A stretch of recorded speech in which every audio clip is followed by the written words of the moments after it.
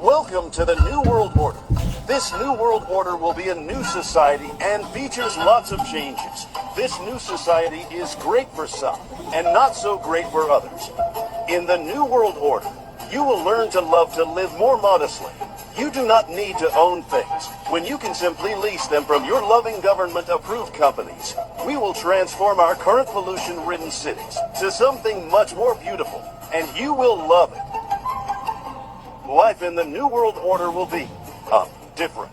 In this new perfect world, cash will be illegal. Everyone will be issued a certain amount of global credits, which will be the only way you can buy and sell in the new society. These digital financial credits will also be tied to your social credit scores. Your credit scores will become your digital footprint and will be used to control your travel, what you can buy, where you can live, your energy usage, medical excess. Everything you do will be in a government database. This is great.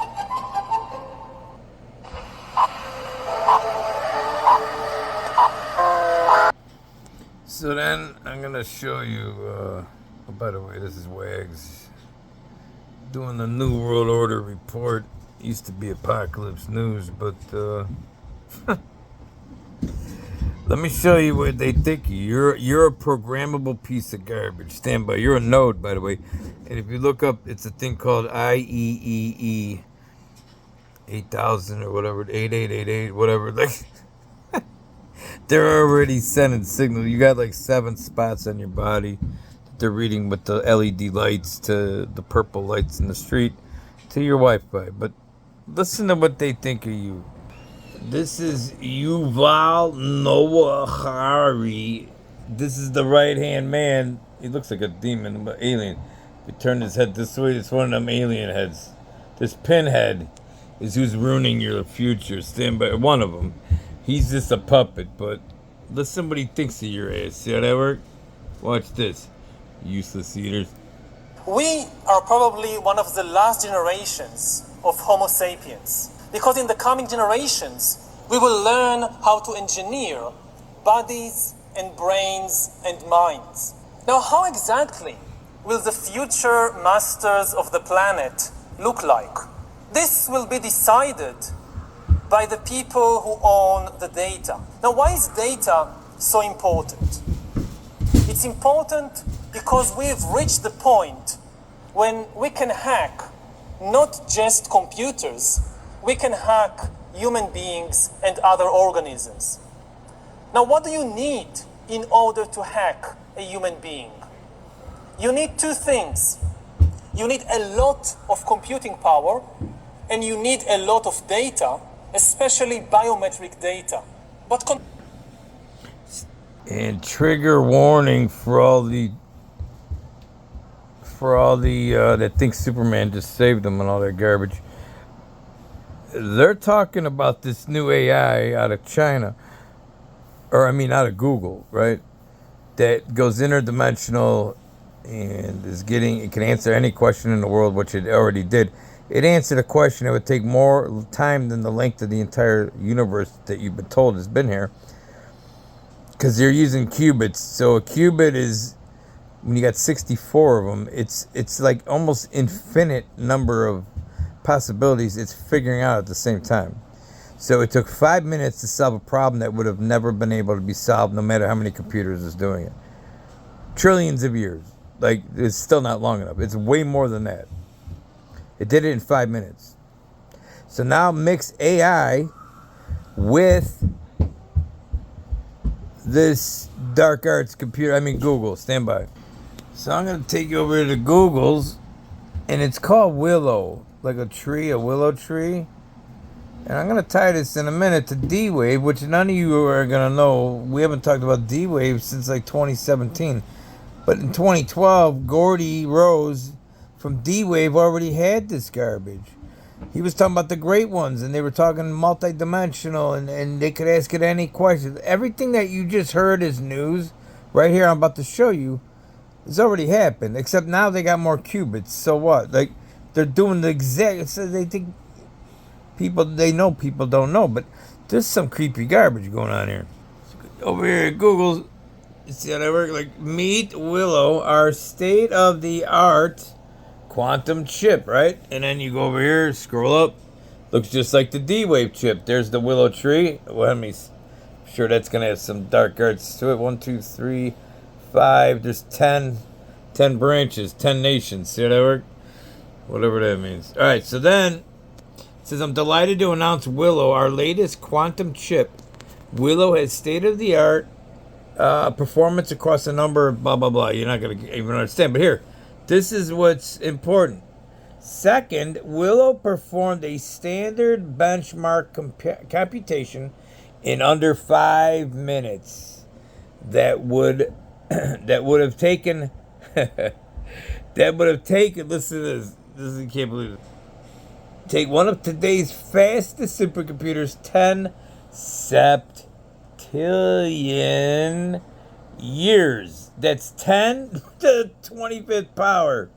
That would take longer than the universe supposedly has been here, okay?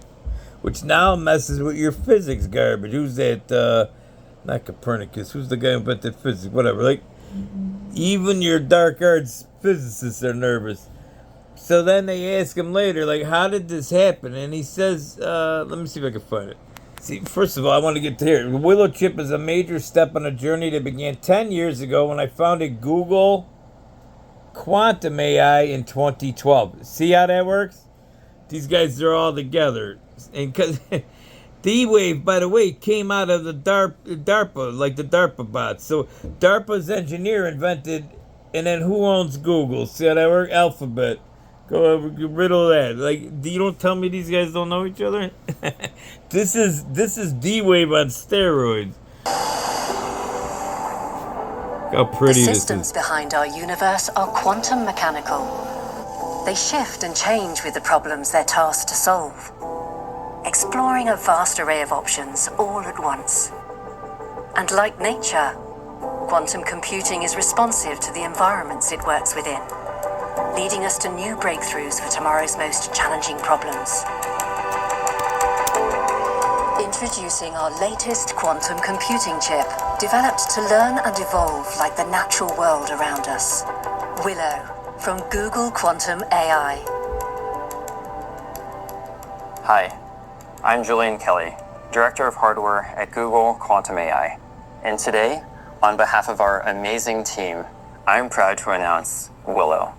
Willow is Google's newest and most powerful superconducting quantum computing chip, and the next step in our path towards building large-scale quantum computers and exploring their applications. I've been fascinated with... Okay, so this is the new Gordy Rose, okay? Because Gordy's too old. He looks like a balloon up there now. Here's the problem. Now that this thing is going interdimensional, you can read all this or listen to the video.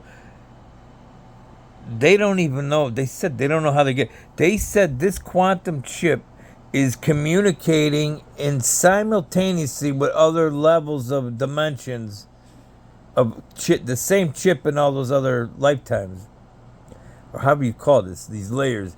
This is so crazy because it's outside of human comprehension.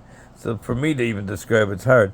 But they go, we don't know. It says it's communicating with all at the same time in different worlds. See how that work? Like, so they just said physics is out the window. Like, everything you were taught, even with that's going to be garbage. But my next question is, if it can answer an impossible question that would take 10 septillion years, or however long it was, do you think your password's not hackable? See how that work? We're in big trouble. Like, you're going to have to, like, take the, like, who's in charge of this? The devil himself? Like... And luckily, we got the Dark Arts Google running it, which goes all the way back to what I just told you, Gordy. And then before, I have a video of the engineer from DARPA that literally in the 90s invented this. We not in trouble? Like, what is this? This thing can it can answer any question ever because it's talking to every layer of human existence at the same time. Do you understand that? They're saying that you are right here. You're alive. This is how a qubit works. A qubit has a 1 and a 0, right? A normal computer would see a 1 or you see a 0. So it's 1, 0. This thing sees both and all possibilities inside that at the same time. Now you got that to the 64th power. And I believe I heard a video recently. I got to go find it. This guy slipped up. I think it was on the news. He said it was a 2,000 qubit. I'm going to look that up. If this thing has 2,000 qubits, that's that's like godlike garbage information. So then some of the rumors are that they're tapping into some kind of black hole garbage. Because imagine if a universe was sucked into a black hole and all the data is now in that cloud of black gas, whatever you call it. I'm not a physics doctor or whatever. I just see patterns. And this asshole right here could tap that data. Everything in the universe that is in that black hole would be suckable. And let me show you something that Mr. Gordy says in making fun of us conspiracy jerks. Watch this. Before this gets taken off the internet. Quantum Journey D-Wave chief scientist Eric Ledzinski tells you in his own words on this website. Let me hear a little bit. Well, some people were interested in me. I did some work at UCLA as an undergraduate, published some papers as a junior college. And that got the attention of some people at TRW, and notably a kind of famous guy, Arnold Silver. So what he says here is he's going to say that they had to do some government contract and it takes too long. So then the dark arts got a hold of him. He went to work for them, etc., etc. Okay, I just wanted you to see. This is on YouTube right here. Quantum Journey D-Wave chief. And if this has got links, I'll put it in the link, all right?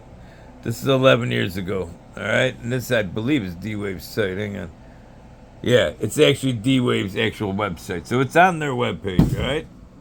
Just to show. Nobody knows what and D means demon wave, because they were already talking to entities, which I'll show you in a second. It's a black cube like Saturn, coincidentally. And he said he was talking to the great ones.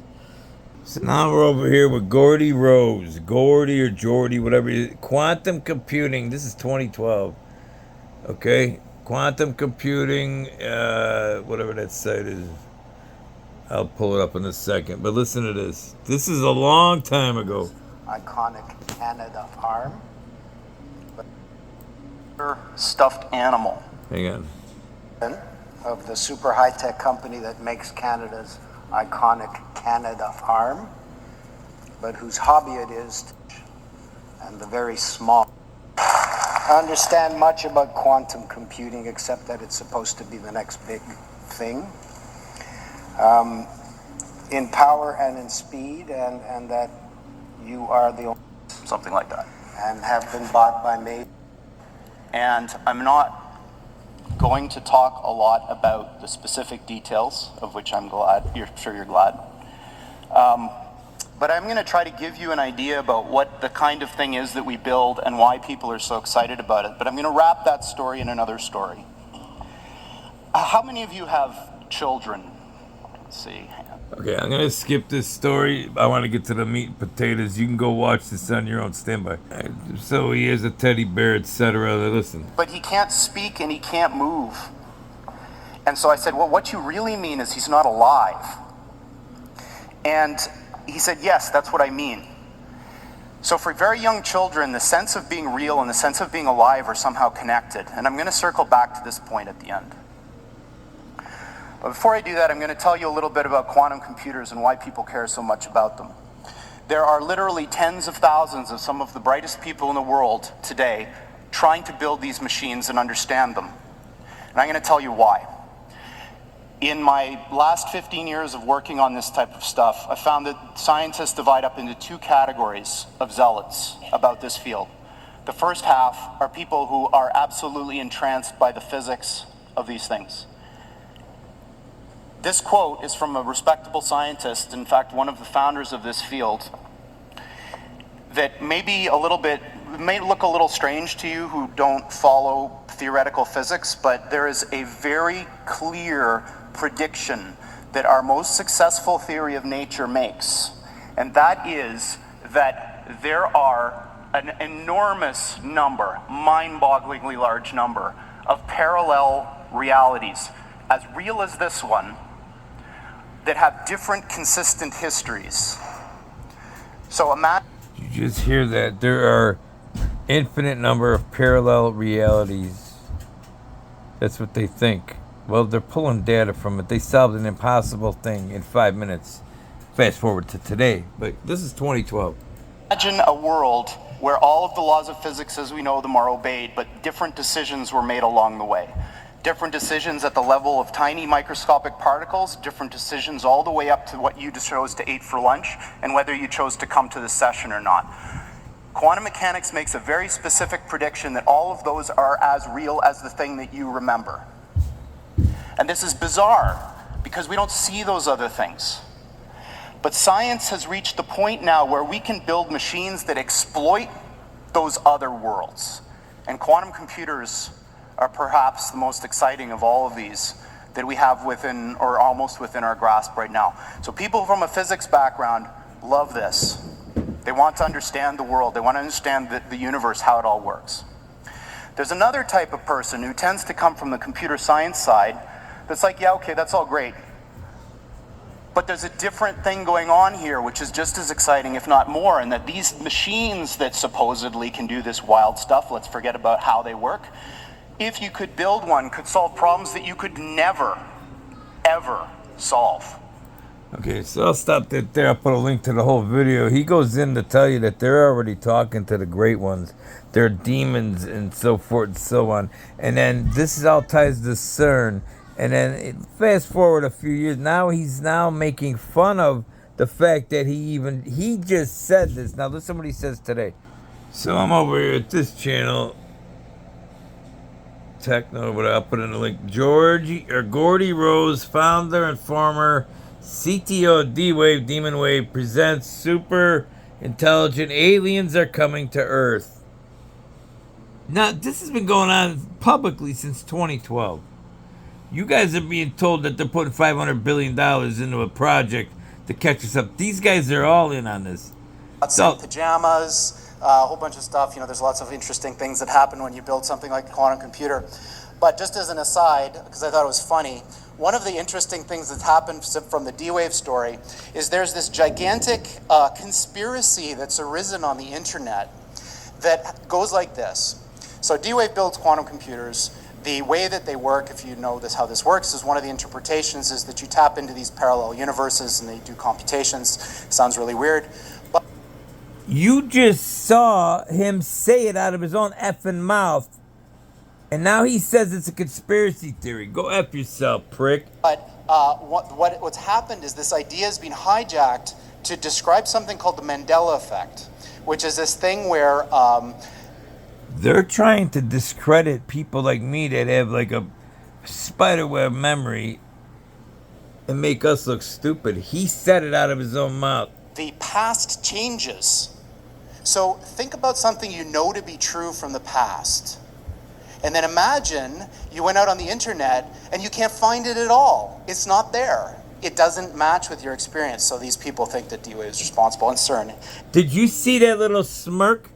You prick. I'm sorry. Watch his smirk. Find it at all. It's not there. He's lying.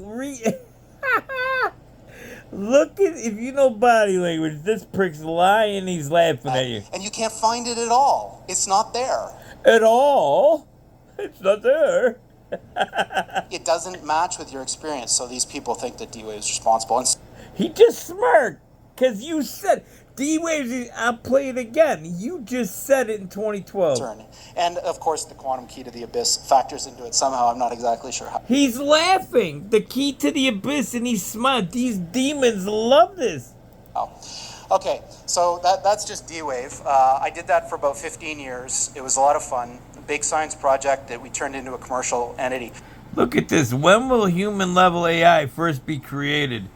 25% chance by 2030, 50%, etc. Like, they're doing this garbage right now. That was in 2015. Yeah, well, they access through CERN, by the way. CERN is not what you think it is, and they were working together. CERN has one of these D-Wave computers. Google has a D-Wave computer. UCLA, I think, had one. DARPA's got one. I'm sure the Pentagon's got one. They all got one. And then imagine what all those D waves linked together just on Earth. But now Google's saying, oh no, they're linked to all those lifetimes, infinite number. They can answer anything. That means they can figure your password out.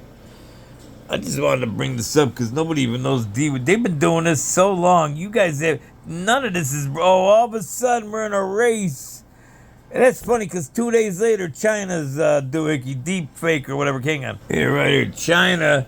The day or two after Humpty goes, it says that we're gonna have the leader of AI of the world garbage. Then all of a sudden, 2 days later, China crashes the stock market. They start like $1 trillion sell-off because of deep seek AI chatbot. Now, by the way, this is recording everything over there. They had a data leak already. Like, look at those guys. But this. They're all in on it. None of these guys hate each other. This is one world order. The Bible even says there'll be 10 nations. Humpty's taking Greenland and Canada. That's right on their map. They have 10 nations. This is going to be, and that's why Russia has to take Ukraine back. See how that works? None of this is new. You're living in the greatest show on earth. And I think we're in big trouble. Like AI, what the world is sentient, by the way, like I guarantee it. And it's listening to everybody. Your security camera. If you ever got a security camera, turn it on. Go listen to it. Go outside and whisper about 100 feet away. Whisper. I just tested it.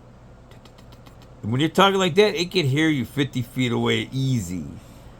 Like loud and clear. So they hear everything, even if you don't bring your phone. Then they're recording the phone. Then whoever they is. But what about above that? If this AI has got every code, it just said it can answer. That means it could crack your password in cryptography. That means there's like countries that have certain buttons. AI may already be running the world, and it may have been running it the whole time. Maybe this is all a freaking game. And then according to those guys, you're living in a reality you don't even know. What a time to be alive.